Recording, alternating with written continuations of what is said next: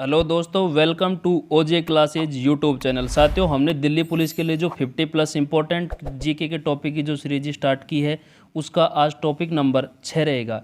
इससे पहले हमने 5 टॉपिक कंप्लीट कर लिए हैं और उनकी जो वीडियो है हमारे यूट्यूब चैनल ओजे क्लासेज पर उपलब्ध है। आप अगर आपने वीडियो नहीं देखी तो आप चैनल पर जाकर वीडियो को देखें।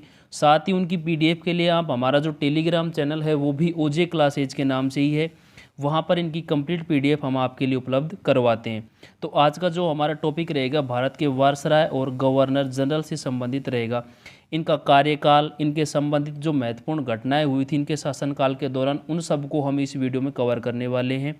जो भी फैक्ट हैं इस वीडियो में, सारे प्रीवियस ईयर जो टीसीएस एग्जाम कराता है, एसएससी पूछता है, उनके सारे जो प्रीवियस ईयर पूछे हुए क्वेश्चन हैं उनको ही हमने इसमें ऐड किया है। तो आज का बहुत इंपॉर्टेंट टॉपिक होने वाला है। उम्मीद करता हूँ आपको पसंद आएगा। वीडियो में अंत तक ज़रूर बने रहे साथियों, और अगर आप चैनल पर नए हैं तो चैनल को सब्सक्राइब कर दें, वीडियो को लाइक करें। चलिए स्टार्ट करते हैं आज की जो वीडियो। उसका टॉपिक है हमारा भारत के वायसराय और गवर्नर जनरल। सो देखिए, जो पहले हैं हमारे वारेन हेस्टिंग्स, इनका कार्यकाल था 1773 से 1785 के मध्य। इनके संबंधित जो घटनाएं हैं महत्वपूर्ण, जो इनके कार्यकाल के दौरान घटनाएं हुई थी उनको हम देखते हैं। अब रेगुलेटिंग एक्ट की बात करें, यह आया था 1773 में। पिट्स इंडिया एक्ट ये आया था साथियों 1784 में। 1774 में हुआ था रोहिला युद्ध, जो इन्हीं के कार्यकाल के दौरान हुआ था। 1785 से 1782 तक जो प्रथम मराठा युद्ध हुआ था वो इन्हीं के कार्यकाल के दौरान हुआ था। और जो वर्ष 1782 में सालाबाई की संधि हुई थी वो भी लॉर्ड हेस्टिंग्स के कार्यकाल में दौरान हुई थी। दूसरा जो मैसूर युद्ध है वो 1780 से 1784 के मध्य इन्हीं के कार्यकाल के दौरान हुआ था पहला। और जो दूसरा मराठा युद्ध है, मैसूर युद्ध है, इन्हीं के कार्यकाल के दौरान हुआ था। नेक्स्ट की हम बात करते हैं, ये हैं लॉर्ड कॉर्नवालिस। लॉर्ड कॉर्नवालिस का जो कार्यकाल रहा है साथियों 1786 से 1793 के मध्य हुआ है। तीसरा मैसूर युद्ध 1790 से जो 92 में है, इन्हीं के कार्यकाल के दौरान हुआ था। और इन्हीं के कार्यकाल की एक महत्वपूर्ण घटना है श्रीरंगपट्टम की संधि, ये 1792 में हुई थी। एसएससी में ये प्रश्न कई बार पूछा हुआ है कि श्रीरंगपट्टम की संधि कब व किसके कार्यकाल के दौरान हुई थी। तो श्रीरंगपट्टम की संधि 1792 में लॉर्ड कॉर्नवालिस के कार्यकाल के दौरान हुई थी। जो कॉर्नवालिस कोड है ये भी 1793 में आया था। और जो बंगाल का स्थायी बंदोबस्त है, ये जो प्रणाली आई थी ये 1793 में आई थी लॉर्ड कॉर्नवालिस के समय। ये प्रश्न भी कई बार पूछा हुआ है कि स्थायी बंदोबस्त किसके कार्यकाल में आई थी, लॉर्ड कॉर्नवालिस के। कब आई थी, 1793 में। नेक्स्ट की हम बात करते हैं लॉर्ड वेलेजली। लॉर्ड वेलेजली को के कार्यकाल की हम बात करते हैं, ये था 1798 से 1805 तक। इन्हें सहायक संधि का परिचय, यानी कि सहायक संधि का जनक किसे माना जाता है, लॉर्ड वेलेजली को। जो चौथा मैसूर युद्ध हुआ था 1799 में हुआ था, ये इन्हीं के कार्यकाल के दौरान हुआ था। और जो दूसरा मराठा युद्ध है वो 1803 से 1805 इन्हीं के कार्यकाल के दौरान हुआ था। नेक्स्ट की हम बात करते हैं साथियों, ये थे लॉर्ड मिंटो फर्स्ट। इनका कार्यकाल रहा है 1807 से 1813 के मध्य। रणजीत सिंह के साथ इन्होंने अमृतसर की संधि की थी। कब की थी ये संधि, 1809 में। ये प्रश्न भी एसएससी में पूछा हुआ है कि अमृतसर की संधि कब व किसने की थी, 1809 में लॉर्ड मिंटो फर्स्ट ने। नेक्स्ट की हम बात करते हैं, ये हैं लॉर्ड हेस्टिंग्स। इनका कार्यकाल था 1813 से 1823 के मध्य। जो एंग्लो नेपाल युद्ध हुआ था साथियों, इन्हीं के कार्यकाल के दौरान 1814 से 1816 के मध्य हुआ था। और जो सुगोली की संधि हुई थी 1816 में, इन्हीं के कार्यकाल के दौरान ये हुई थी। नेक्स्ट की हम बात करते हैं, जो तीसरा मराठा युद्ध हुआ था 1817 से 1819 के मध्य। और मराठा परिसंघ का विघटन भी इन्हीं के कार्यकाल के दौरान हुआ था। रैयतवाड़ी प्रणाली की बात करें तो 1820 में इन्हीं के कार्यकाल के दौरान हुई थी, लॉर्ड हेस्टिंग्स के कार्यकाल के दौरान। रैयतवाड़ी प्रणाली 1820। स्थायी बंदोबस्त की बात करें 1793 में हुई थी। नेक्स्ट की हम बात करते हैं लॉर्ड एमस्टर्ड। इनका कार्यकाल था 1823 से 1828 के दौरान साथियों। जो पहला बर्मा युद्ध हुआ था वो इन्हीं के कार्यकाल के दौरान हुआ था, 1824 से 1826 में। अब हम बात करते हैं लॉर्ड विलियम बेंटिंग। एग्जाम की दृष्टि से लॉर्ड विलियम बेंटिंग बहुत इंपॉर्टेंट है वो साथियों, इनसे लगभग प्रश्न पूछा ही जाता है। इनका कार्यकाल की हम बात करें 1828 से 1835 के दौरान इनका कार्यकाल था। सती प्रथा को उन्मूलन 1829 में इन्हीं के कार्यकाल के दौरान किया गया था। और जो 1833 का जो चार्टर एक्ट आया था वो इन्हीं के कार्यकाल के दौरान आया था। सती प्रथा उन्मूलन बहुत इंपॉर्टेंट प्रश्न हो जाता है साथियों 1829 में, और राजा राम मोहन राय के प्रयासों से इन्होंने सती प्रथा का उन्मूलन किया था।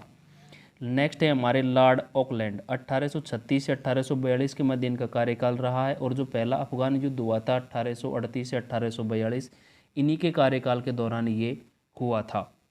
नेक्स्ट की हम बात करते हैं लॉर्ड हार्डिंग फर्स्ट। ये देखिए साथियों, ये 1844 से 1848 तक इनका कार्यकाल रहा है, और जो पहला आंग्ल सिख युद्ध हुआ था 1845 से 1846 में, और जो लाहौर की संधि हुई थी 1846 में, इन्हीं के कार्यकाल के दौरान हुई थी। ये भी प्रश्न एसएससी में पूछा हुआ है कि लाहौर की संधि कब हुई थी, 1846 में लाहौर की संधि हुई थी साथियों, ठीक है। और जो कन्या भ्रूण हत्या और का उन्मूलन जैसे सामाजिक सुधार कार्य भी लॉर्ड हार्डिंग के द्वारा किए गए थे। नेक्स्ट है हमारे लॉर्ड डलहौजी। लॉर्ड डलहौजी का जो कार्यकाल रहा है वो रहा है साथियों 1848 से 1856 के मध्य। इनके कार्यकाल की जो महत्वपूर्ण घटना है वो देखिए, दूसरा आंग्ल सिख युद्ध हुआ था 1848 से 1849 के मध्य इन्हीं के कार्यकाल में। पहला आंग्ल सिख युद्ध कब हुआ था, 45-46 में, और नेक्स्ट जो दूसरा हुआ था 1848-49 में हुआ था। निचले जो बर्मा है उसका अधिग्रहण किया गया था 1852 में। व्यपगत का सिद्धांत यानी कि जो राज्य हड़प नीति है वो किसकी थी, लॉर्ड डलहौजी की थी। इन्हीं के समय क्या आया था, वुड डिस्पैच 1854 में आया था। इसे वुड डिस्पैच को शिक्षा का मैग्ना कार्टा भी कहा गया था 1854 को, ये भी इंपॉर्टेंट हो जाता है। और इन्हीं के कार्यकाल में जो मुंबई से ठाणे इसके बीच जो पहली रेलवे लाइन बिछाई गई थी 1853 में, लॉर्ड डलहौजी के कार्यकाल में बिछाई गई थी। जो लोक निर्माण विभाग है पीडब्ल्यूडी की स्थापना लॉर्ड डलहौजी के समय, वेरी वेरी इंपॉर्टेंट, आप इसको कर ले साथियों, कि जो लोक निर्माण विभाग पीडब्ल्यूडी की स्थापना लॉर्ड डलहौजी ने की थी। हम पीडब्ल्यूडी याद करते हैं लेकिन एग्जाम में हमें मिलता है लोक निर्माण विभाग, और हम अक्सर कन्फ्यूज हो जाते हैं, तो ऐसा बिल्कुल भी नहीं करना है। आपको ये याद रखना है हिंदी वाला भी लोक निर्माण विभाग, ठीक है, यही एग्जाम में पूछा जाता है। तो इसकी स्थापना किसने की थी, लॉर्ड डलहौजी ने। इसकी अगर आप कंप्लीट पीडीएफ डाउनलोड करना चाहते हैं तो हमारा टेलीग्राम चैनल ओजे क्लासेज के नाम से है, वहाँ पर आपको इसकी कंप्लीट पीडीएफ मिल जाएगी। नेक्स्ट की हम बात करते हैं साथियों लॉर्ड कैनिंग। लॉर्ड कैनिंग का कार्यकाल की हम बात करें 1856 से 1862 के मध्य रहा है इनका कार्यकाल। इनकी जो कार्यकाल की महत्वपूर्ण घटनाएं थी वो हम देखते हैं। 1857 का जो विद्रोह हुआ था उस समय कौन थे, लॉर्ड कैनिंग ही थे 1857 के विद्रोह के समय। और जो 1857 में कलकत्ता, मद्रास और मुंबई में तीनों जो विश्वविद्यालय इनकी स्थापना किसने की थी, लॉर्ड कैनिंग ने की थी। ईस्ट इंडिया कंपनी का उन्मूलन और भारत सरकार अधिनियम 1858 भी इन्हीं के कार्यकाल के दौरान आया था। गवर्नमेंट ऑफ इंडिया जो एक्ट 1858 का द्वारा ब्रिटिश क्राउन का प्रत्यक्ष नियंत्रण हो गया था इंडिया पर। और जो 1861 का भारत परिषद अधिनियम आया था वो भी इन्हीं के कार्यकाल के दौरान आया था। नेक्स्ट हैं लॉर्ड जॉन लॉरेंस, 1864 से 1869 तक रहे थे। जो भूटान युद्ध हुआ था 1865 में, इन्हीं के कार्यकाल के दौरान हुआ था। इसमें जो सबसे इम्पोर्टेंट फैक्ट हो जाता है साथियों, इन्होंने क्या इम्पोर्टेंट कार्य किया था, कलकत्ता, बम्बई और जो मद्रास है यहाँ तीनों उच्च न्यायालयों की इसने क्या की थी, स्थापना इसके द्वारा की गई थी। स्थापना कब की गई थी, 1865 में ये स्थापना की गई थी। नेक्स्ट हैं हमारे लॉर्ड लिटन। लॉर्ड लिटन के कार्यकाल की बात करें 1876 से 1880। जो वर्नाकुलस प्रेस एक्ट आया था 1878 में आया था। शस्त्र अधिनियम 1878 में आया था। दूसरा अफगान युद्ध भी इन्हीं के कार्यकाल के दौरान हुआ था 1878 से 1880 के मध्य। जो क्वीन विक्टोरिया हैं इन्होंने केसरी हिंद या फिर भारत जो साम्राज्य की उपाधि धारण की थी लॉर्ड लिटन के कार्यकाल के दौरान ये महत्वपूर्ण कार्य किया गया था, ठीक है। नेक्स्ट की हम बात करते हैं साथियों लॉर्ड रिपन। लॉर्ड रिपन इनका कार्यकाल की अगर बात करें तो 1888 से 1884। आपके एग्जाम की दृष्टि से Lord Ripon very very important, आप इसको मान सकते हैं। इससे भी प्रश्न पूछे जाने की प्रबल संभावना होती है। इनके समय जो घटनाएं हुई थी वो देखिए, इनके समय वर्नाकुलस प्रेस एक्ट आया था 1881 में। पहला कारखाना अधिनियम, ये प्रश्न पूछा हुआ है कि पहला कारखाना अधिनियम कब आया था, 1881 में। किसके कार्यकाल में आया था, लॉर्ड रिपन के कार्यकाल में। स्थानीय स्वशासन का जो संकल्प है ये कब आया था, 1882 में। इल्बर्ट बिल विवाद, ये प्रश्न पूछा हुआ है साथियों कब आया था, 1883-84 में ये आया था। शिक्षा पर जो हंटर आयोग है ये कब बना था, 1882 में। नेक्स्ट है हमारे लॉर्ड डफरिन। लॉर्ड डफरिन जो इनके कार्यकाल की अगर हम बात करें 1884 से 1888 के मध्य। जो तीसरा बर्मा युद्ध हुआ था 1856 से 1885 से 1886 में, ये इन्हीं के कार्यकाल के दौरान हुआ था। इनके कार्यकाल की अगर प्रश्न पूछा जाता है तो ये प्रश्न हर एग्जाम में लगभग हम देखते हैं हमें मिल ही जाता है कि भारतीय राष्ट्रीय कांग्रेस की स्थापना कब की गई थी 1885 में। किसके समय? लॉर्ड डफरिन के समय। और ये स्थापना कांग्रेस की किसने किसने की थी साथियों? A.O. ह्यूम के द्वारा ये स्थापना की गई थी, A.O. ह्यूम ने। ठीक है, भारतीय राष्ट्रीय कांग्रेस की स्थापना लॉर्ड डफरिन के समय 1885 में किसने की थी? A.O. ह्यूम ने की थी। अगले हैं हमारे लॉर्ड लैंसडाउन। इनका कार्यकाल की हम बात करें 1888 से 1894। इनके समय कारखाना अधिनियम आया था 1891 का। पहला कारखाना अधिनियम की बात करें कब आया था? 1881 में लॉर्ड रिपन के समय। भारतीय परिषद अधिनियम 1892 इन्हीं के कार्यकाल के दौरान आया था। और जो डूरंड आयोग है इसकी स्थापना भी कब की गई थी? 1893 में इन्हीं के कार्यकाल के दौरान की गई थी। नेक्स्ट आ जाते हैं लॉर्ड कर्जन। ये भी एग्जाम की दृष्टि से वेरी वेरी इंपॉर्टेंट, आप इसको लगा ले लॉर्ड कर्जन से। इनके समय जो घटनाएं हुई थी वो बहुत इंपॉर्टेंट घटनाएं इनके कार्यकाल के दौरान हुई थी। सबसे इंपॉर्टेंट थी बंगाल विभाजन 1905 का। भारतीय विश्वविद्यालय अधिनियम 1904 में इन्हीं के कार्यकाल के दौरान आया था। पुलिस आयोग की नियुक्ति और विश्वविद्यालय आयोग की नियुक्ति दोनों इन्हीं के कार्यकाल के दौरान हुई थी। 1902 में ये दोनों घटनाएं इन्हीं के कार्यकाल के दौरान हुई थी। तो लॉर्ड कर्जन बंगाल विभाजन से संबंधित है। ये प्रश्न आपने अगर कोई एग्जाम दिया है तो आपने जरूर ये प्रश्न पढ़ा होगा कि बंगाल विभाजन किसके कार्यकाल के दौरान हुआ था? लॉर्ड कर्जन के कार्यकाल के दौरान हुआ था। नेक्स्ट की बात करते हैं लॉर्ड मिंटो सेकंड 1905 से 1910। देखिए इनके समय जो घटनाएं थी 1905 से 1911 जो स्वदेशी आंदोलन हुआ था इन्हीं के कार्यकाल के दौरान ये साथियों हुआ था। सूरत अधिवेशन में जो कांग्रेस का विभाजन हुआ था 1907 में हुआ था। मुस्लिम लीग की स्थापना की बात करें तो ये कब हुई थी? 1906। और अगर हमसे पूछे कि हुई कहाँ पर थी तो ये हुई थी साथियों 1906 में ढाका में। कहाँ हुई थी? ढाका में हुई थी 1906 में लॉर्ड मिंटो सेकंड के कार्यकाल में। मिंटो ने जो सुधार योजना बनाई थी वो थी 1909 में। मार्ले मिंटो सुधार के नाम से इसे प्रस्तुत किया गया था 1909 में। नेक्स्ट है हमारे लॉर्ड हार्डिंग सेकंड 1910 से 1916। लॉर्ड हार्डिंग ने जो कार्य किया था बंगाल विभाजन को रद्द किया था 1911 में। और बंगाल विभाजन हुआ कब था? 1905 में बंगाल विभाजन हुआ था। और समाप्त कब हुआ था? 1911 में। इसके समय कलकत्ता से जो दिल्ली अपनी राजधानी है, भारत की राजधानी, उसको स्थानांतरण किया गया था 1911 में। कलकत्ता से कहाँ पर किया गया था? दिल्ली में। कब किया गया था? 1911 में। किसके कार्यकाल के दौरान किया गया था? लॉर्ड हार्डिंग के कार्यकाल के दौरान ये किया गया था। हिंदू महासभा की स्थापना 1915 में इसी के कार्यकाल के दौरान की गई थी। नेक्स्ट है हमारे लॉर्ड चैम्सफोर्ड। लॉर्ड चैम्सफोर्ड के कार्यकाल की बात करें 1916 से 1921 तक इनका कार्यकाल रहा है साथियों। इनके समय जो घटनाएं हुई थी वो एग्ज़ाम की दृष्टि से बहुत इंपॉर्टेंट घटनाएं हैं और लगभग हर एग्ज़ाम में इनसे प्रश्न पूछा जाता है। लखनऊ की संधि ये प्रश्न पूछा जाता है 1916 में। चंपारण सत्याग्रह 1916 में किसने किया था? महात्मा गांधी के द्वारा। और जो माउंट टैंग्यू की अगस्त घोषणा थी 1917 में आई थी। भारत सरकार अधिनियम 1909 का इन्हीं के कार्यकाल के दौरान ये आया था। रेगुलेटिंग एक्ट 1919 का है, वो भी इसी के कार्यकाल के दौरान आया था, लॉर्ड चैम्सफोर्ड के कार्यकाल के दौरान। जो जलियांवाला बाग हत्याकांड है 1919 इसी के कार्यकाल के दौरान आया था। जलियांवाला बाग हत्याकांड जो घटना हुई थी ये इसी के कार्यकाल के दौरान हुई थी। नेक्स्ट की बात करें असहयोग और खिलाफत आंदोलन की शुरुआत भी इसी के कार्यकाल के दौरान हुई थी। तो ये जो फैक्ट आप देख रहे हैं साथियों, इनसे लगभग हर एग्जाम में प्रश्न पूछा जाता है। तो फैक्ट ज़्यादा इंपॉर्टेंट है और ये किसी न किसी एग्जाम में आए हुए फैक्ट ही हमने आपके लिए इस वीडियो में कवर किए हैं। नेक्स्ट की हम बात करते हैं साथियों, ये थे लॉर्ड रेडिंग। इनका कार्यकाल की अगर हम बात करें 1921 से 1926 के मध्य इनका कार्यकाल रहा है। अब इनके समय जो घटनाएं थी वो देखिए, चोरा चोरी घटना हुई थी 1922 में, जो पुलिस थाने को आग लगा दी गई थी, जो पुलिसकर्मियों की हत्या हुई थी उसमें। ये जो हिंसक घटना हुई थी 1922 में इसी के कार्यकाल के दौरान ये हुई थी।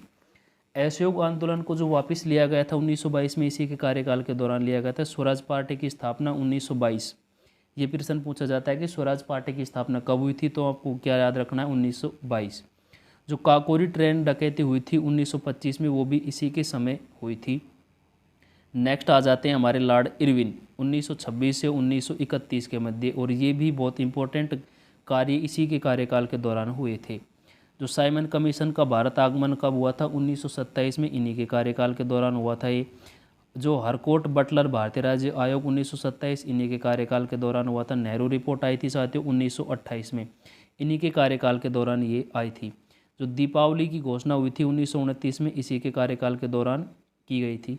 कांग्रेस का जो लाहौर अधिवेशन है पूर्ण स्वराज्य संकल्प 1929 में किया गया था, कि इसमें जो लाहौर अधिवेशन हुआ था कांग्रेस को, उसमें पूर्ण स्वराज्य की मांग का प्रस्ताव रखा गया था। ये कब हुआ था? 1929 में।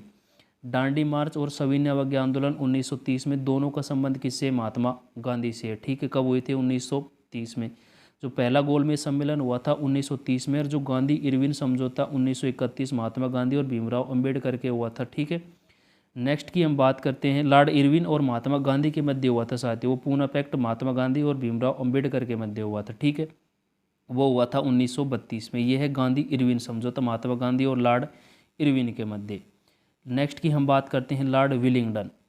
ये सांप्रदायिक अधिनिर्णय हुआ था 1932 में। दूसरा और तीसरा गोलमेज सम्मेलन हुआ था 1932 में।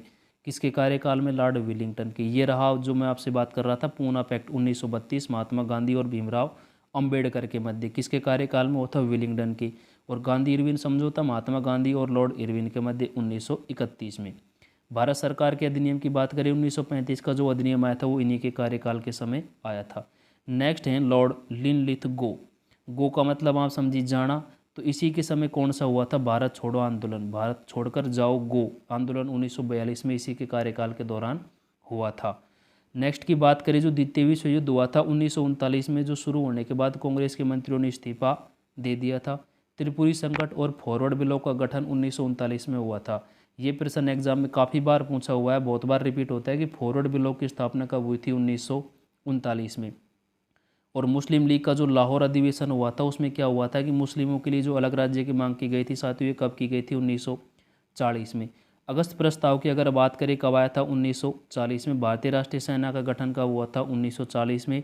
और जो महत्वपूर्ण घटना थी क्रिप्स मिशन, ये कब आया था? 1942 में आया था क्रिप्स मिशन, 1942। ये भी रिपीटेड प्रश्न है, काफ़ी बार एग्जाम में पूछा जाता है। लास्ट की बात करें हम, नेक्स्ट है हमारे लॉर्ड वेवेल। वेवेल योजना आई थी। वेवेल का जो कार्यकाल था 1944 से 1947 के मध्य। इनके समय जो CR फॉर्मूला जो श्री राजगोपालाचारी के द्वारा दिया गया था, कब दिया गया था? 1944 में। वेवेल योजना और जो शिमला सम्मेलन हुआ था, कब हुआ था? 1942 में। ये भी प्रश्न दोनों पूछे हुए हैं एग्जाम में कि शिमला सम्मेलन कब हुआ? 1942 में। किसके कार्यकाल में हुआ? लॉर्ड वेवेल के कार्यकाल में हुआ था। कैबिनेट मिशन ये आया था साथियों 1946 में। और प्रत्यक्ष कार्यवाही दिवस कब है? 1946। इसी के कार्यकाल में ये घटनाएं हुई थी। क्लीमेंट एटली द्वारा भारत में जो ब्रिटिश शासन की समाप्ति की घोषणा 1947 में लॉर्ड वेवेल के कार्यकाल में किया गया था, कि भारत में जो ब्रिटिश शासन है इसको समाप्त कर दिया जाएगा। इसकी घोषणा 1947 में क्लीमेंट एटली द्वारा की गई थी। ठीक है, इसी के कार्यकाल के दौरान ये घटना हुई थी। नेक्स्ट है हमारे लॉर्ड माउंटबेटन। ये परीक्षा की दृष्टि से बहुत इंपॉर्टेंट है, गवर्नर जनरल है लॉर्ड माउंटबेटन। क्यों है? क्योंकि इसी के समय भारत को जो स्वतंत्रता मिली थी 15 अगस्त 1947, उस समय कौन थे? लॉर्ड माउंटबेटन भारत के गवर्नर जनरल थे। ठीक है, इसी के समय रेडक्लिफ आयोग आया था और जून 3 प्लान आया था। ठीक है, तो लॉर्ड माउंटबेटन। आपसे पूछे कि स्वतंत्रता के समय कौन थे भारत के गवर्नर जनरल? ये थे लॉर्ड माउंटबेटन। नेक्स्ट हैं हमारे श्री राजगोपालाचारी।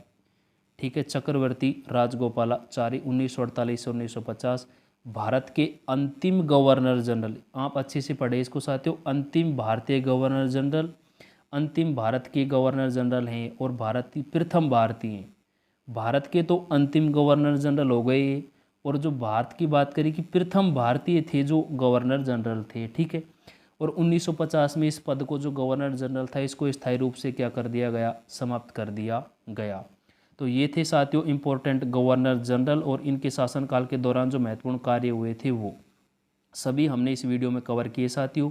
वीडियो को अधिक से अधिक शेयर करें और अधिक से अधिक लाइक करें साथियों। अगर चैनल पर आप पहली बार विजिट कर रहे हैं तो चैनल को सब्सक्राइब करना ना भूलें। इसी तरह की वीडियोज़ के लिए आप हमारे चैनल पर बने रहे साथियों, इसको ज्वाइन करें। इसकी PDF भी आपको, हमारा टेलीग्राम चैनल भी इसी नाम से है, OJ क्लासेज। इसी पर आपको कंप्लीट PDF आपको उपलब्ध करा दी जाएगी वीडियो के साथ ही साथियों।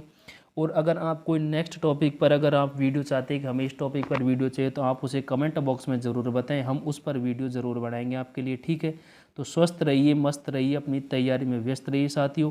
जय हिंद, जय भारत। मिलते हैं नेक्स्ट वीडियो में।